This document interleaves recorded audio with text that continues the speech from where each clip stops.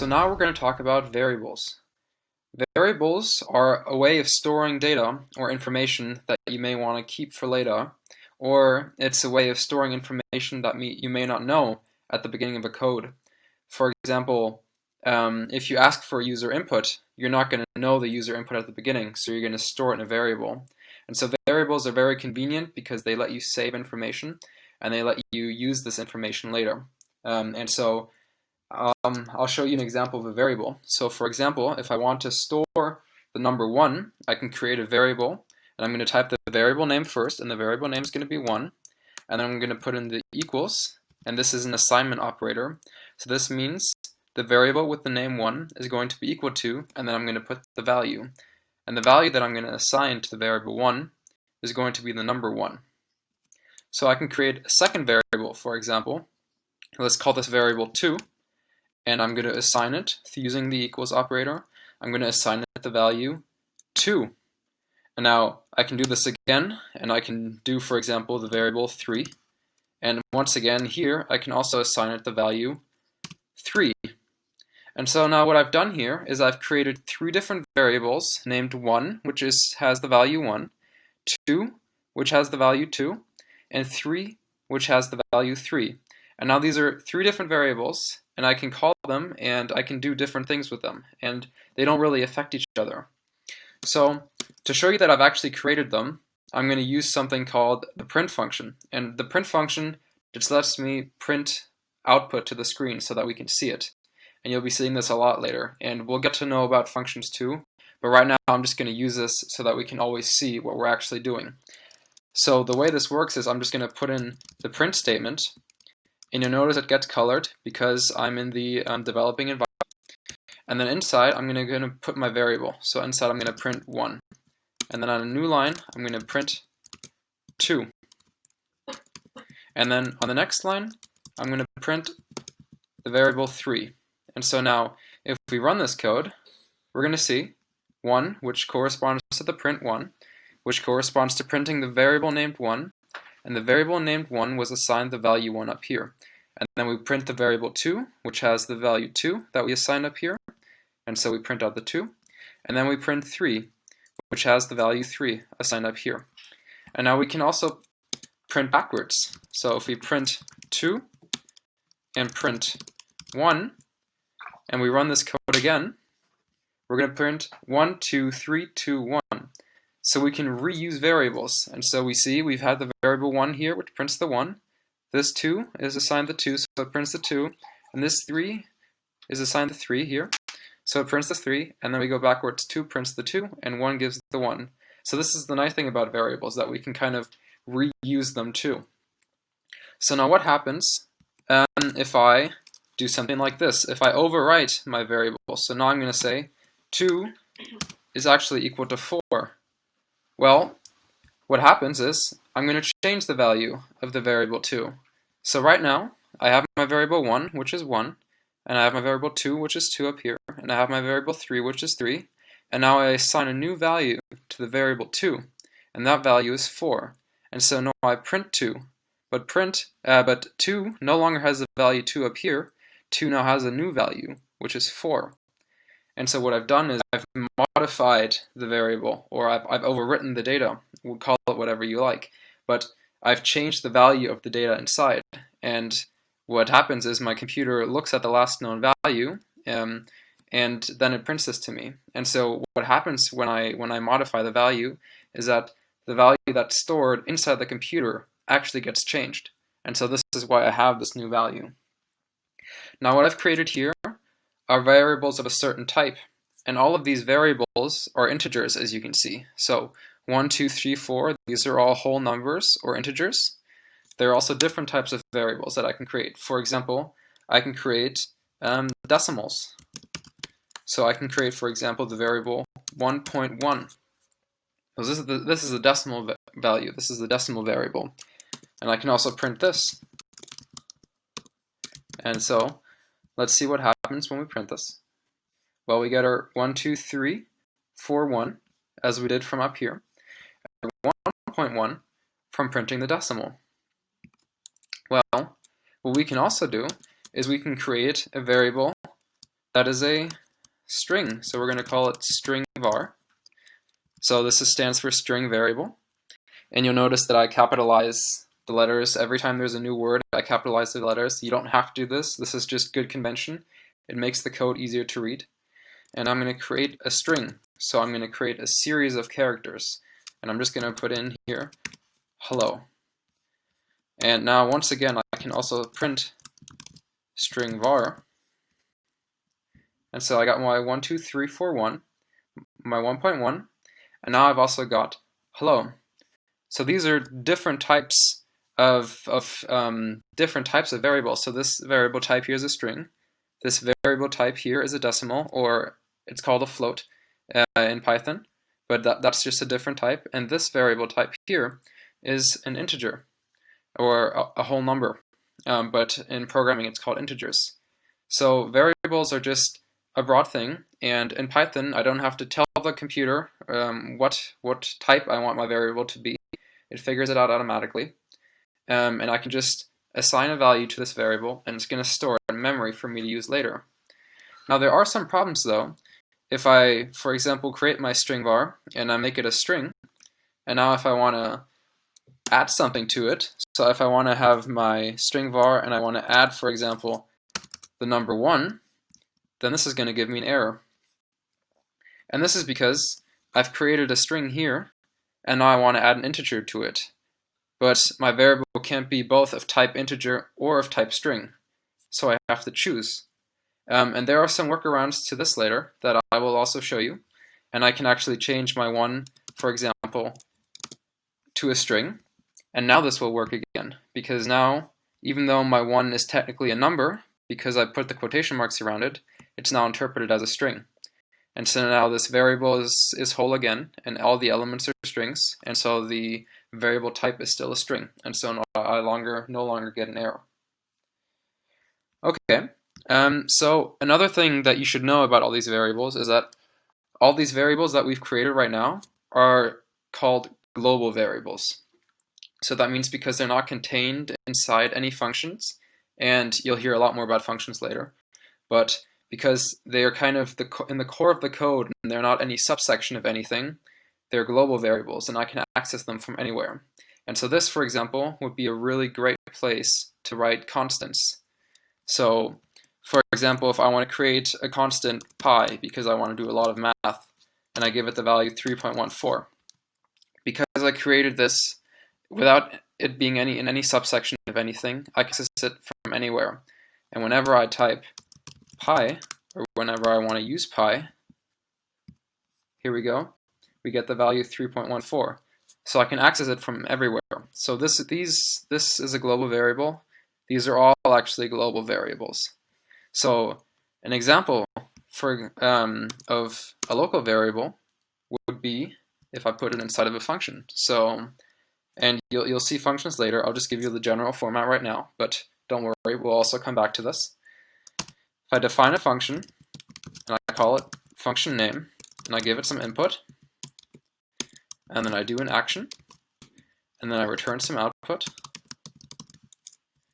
So this is kind of the general structure of a function, but once again, we'll go over this later, so don't worry. And now if I create a new variable here, so let's say new var, and I give this the value world, then what I've created inside here is actually a local variable. And so just to kind of give you the idea of how this looks like, I'm just going to create this function, and you don't really have to understand what the function does, but this function is just to show you that the variable in here I can't access from anywhere. So what I'm going to do is I'm going to print the variable in here, the value of the variable, so we're going to print world, and then I'm going to try to print the value once again outside. And now, because I created a function, I actually have to run it. But once again, don't worry about this. We'll come back to all this later. And I'm just going to comment out all of this code right now so that we only see these results. Alright, so let's run it. Well, if we go up before our program crashed, we actually see the word world printed. And so what we did is we went into the function here, we created our local variable world, or new var, which has the value world, and then we print it. And then this means that we go out of the function again. So now we're out of the function, and now we try to print the variable new var. But because it's only locally defined inside here, it actually doesn't exist on this level. And so my computer gives me an error, because it's telling me this variable is not defined, because it's not a global variable. Now, there are ways that I can, for example, use global variables inside functions. So if I wanted to use my number 1 in here, then the way I could do this is I can either call 1 because it's a global variable, but to let everyone know that it's a global variable, I'm actually going to put in global 1. And then also here, I'm going to print 1. And so I'm just going to uncomment this one here to make sure that we've defined it again, because everything that's commented is not actually part of the program, it's just for reading, but it doesn't get executed. And so let's just run this again, and let's comment out this so that we don't get an error, and let's just see the output that we get. So we see that with global 1 defined in here, we print 1, which is the value 1, which is defined up here. And we also print the value of the new var, which is world, which we see right here. So this is a local variable, and this is a global variable. Now, technically, I can also take this out. And because this is a global variable, I can access this from anywhere. So my function is still going to work. And because this is just one level above the function, and it's global, and I can access it from anywhere, my program does not complain, it doesn't give me an error. And that's just because what I want to do, it exists, it's already defined, the program knows exactly what I'm talking about. So that's the difference between global and local variables, and it depends on where you define them. And if you define stuff within functions, then you would be creating local variables, and you can't access these outside of these function subsections. So that's a very important thing to keep in mind. So what are some other things that I can do with variables? Well, let's take all the comments out again. And I'm actually going to show you one more way that you can define variables, and it's kind of a shorthand notation.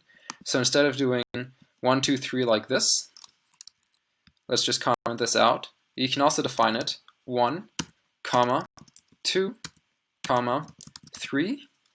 Give it the assignment, the equals operator, and then we'll give it the values. We're going to give it 1, 2, 3.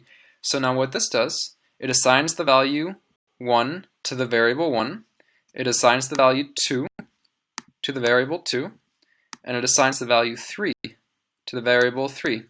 And so this is just kind of a shorthand or an easier way to kind of write everything so that I don't have to write it line by line, but that I can just write it all on the same line. And if we run our code, it's still going to work. We're still going to get our 1, 2, 3, and you'll notice that because the code is commented out here, this is actually where everything is defined. And so we get our 1, and our 2, and our 3, just like the way we defined it here. And then we get all the other output that we've created below. So what else can I do to variables?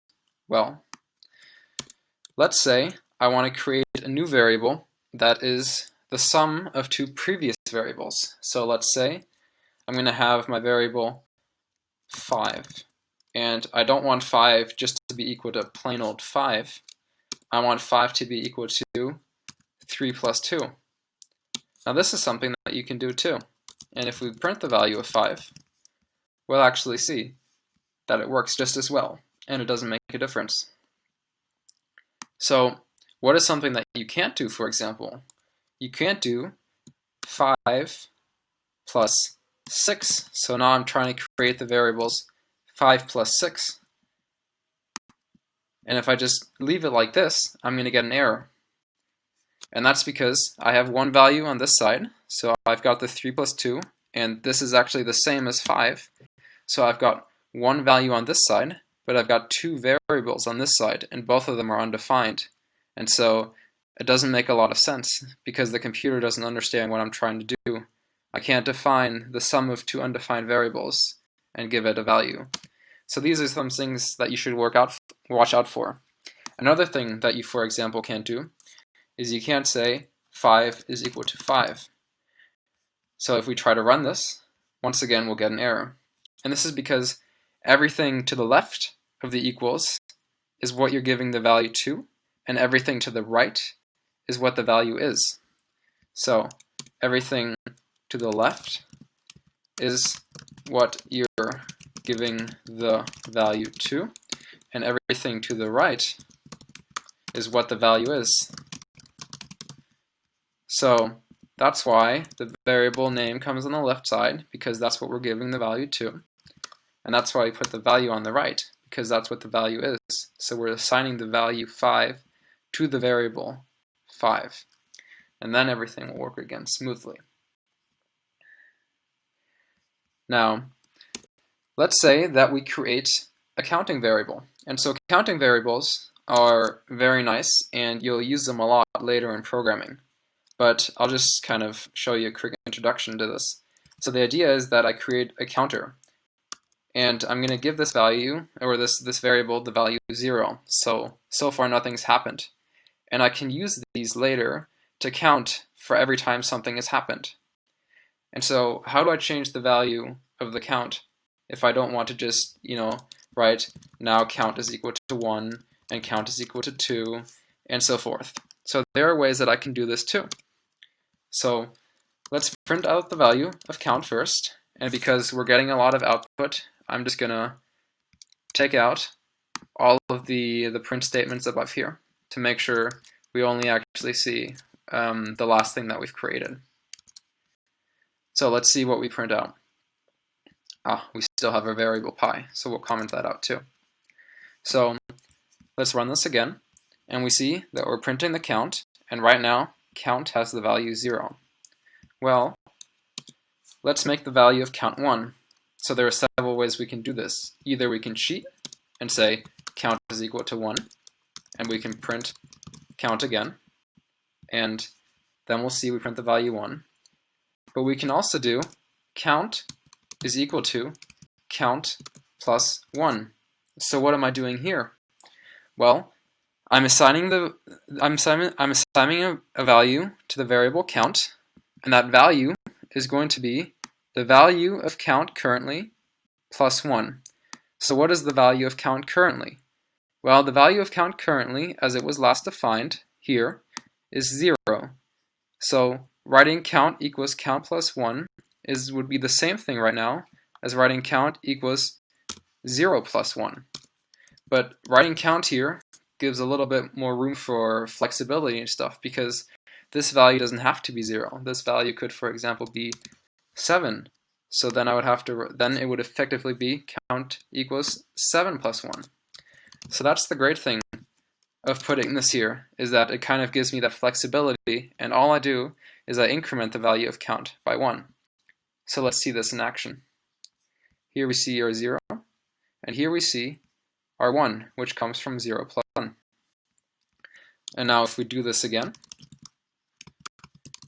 if we increment it again by 1 and print it, just to kind of really get the feel for it, we see we get 0, which comes from our initial count, we get 1, which comes from after incrementing it once, and we get 2, which comes from after incrementing it once again. So let's just fill in the count blanks again, just to kind of really understand what's going on. So count here is this count value here, which is 0. So this would effectively be writing 0 plus 1. And this count value here is this count value here, as it was last defined. And this count value here is 1. So this would effectively be writing this. So let's put in our general code again. So as you can see, writing count equals count plus 1 is a nice way of just incrementing count by 1. But there's an even easier way to do this. If I want to increment, instead of writing count equals count plus 1, I can also write count plus equals 1. And so this here is exactly the same thing as this. it's just a shorthand notation. And what this means is I add this value to the current value of count. I don't redefine it because there's not just an equal sign here, but I add to it. And so let's see this in action. And as you can see, we get 0 from here, 1 from here, and 2 from here, because it's count, which is 1, plus equals 1, so we add another 1 to it, so we get 1 plus 1, which is 2. Now, you can also do other things, for example. So let's say I don't want to add 1 here. Let's say I want to multiply. And not by 1, because that wouldn't do much, but well, let's actually do by 3, so that we see the difference between adding and multiplying. So instead of doing count equals count plus 1, I can do count equals count multiplied by 3 for just a different example. And we'll see here 0 from here, 1 from here, and our 3, which comes from multiplying the current value of count, which is 1 up here, by the value 3. And once again, you can use the shorthand notation for this, and that would be multiplied equals 3. And this would work just as well. Now I can also do the same thing as before by dividing, so I can also do count divided by 3. And so I get 0, and then I get 1 here, and then I should get a third here. And so that's what we see. And also here, the shorthand works again. And so it's important to note that there really isn't a difference between the shorthand and this version. It really is just a shorthand, but it's kind of a useful thing to know, because the more code you write, the more you're going to realize anything to do or anything to help you write less is really, really great. And so it's kind of nice to know these shorthands.